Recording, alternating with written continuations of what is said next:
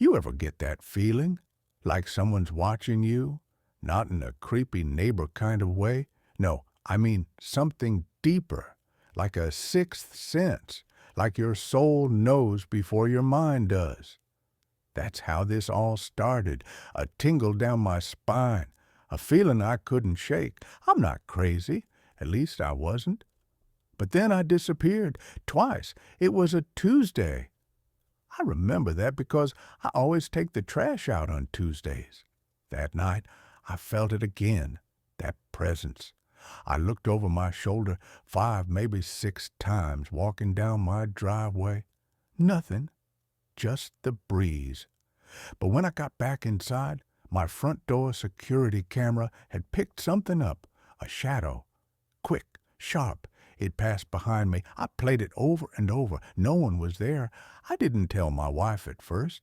She already thought I was working too much, sleep deprived, seeing things. But then the mirror messages started. After every shower, fogged glass spelled out the same 2 words. Stop looking. I remember going to sleep. I was in bed with my wife, watching some documentary. The next thing I knew, I woke up in a rundown motel room in the middle of nowhere. No phone, no ID. Just me, barefoot, with a single message written on the mirror. You did this. I found a clerk. He said I checked in 3 days ago. I argued. He showed me the logbook, my handwriting, same signature, same credit card I thought I left at home. When I finally got back, my wife was in tears. Police had been looking for me. I was reported missing. And here's where it gets even more bizarre. They found surveillance videos of me at gas stations, diners, even a library. But I don't remember any of it. In one video, I'm sitting in a diner. Another me walks in, orders coffee, and sits down across from me. I tried to get help, therapy, hypnosis, even a neurologist. The scans came back clean. The therapist suggested documenting my day. So I bought a GoPro. For 3 weeks, I wore that camera every waking hour. Everything seemed normal until the night of April 12th.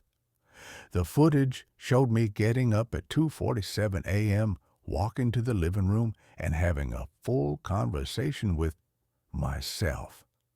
But the second me, he wasn't wearing the GoPro. Then I vanished again, this time for 13 days. When I returned, I was in a hospital, found wandering along a rural highway, dehydrated and disoriented. No memory, but in my pocket, a flash drive.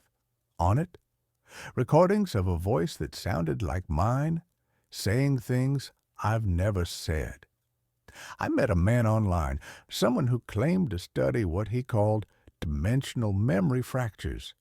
Sounded like science fiction, but he said he'd heard of cases like mine. He believed that sometimes our consciousness shifts between alternate versions of ourselves, slips, and when those versions try to overlap, strange things happen, like messages written in fog, like meeting yourself at a diner, like disappearing and returning with someone else's memories.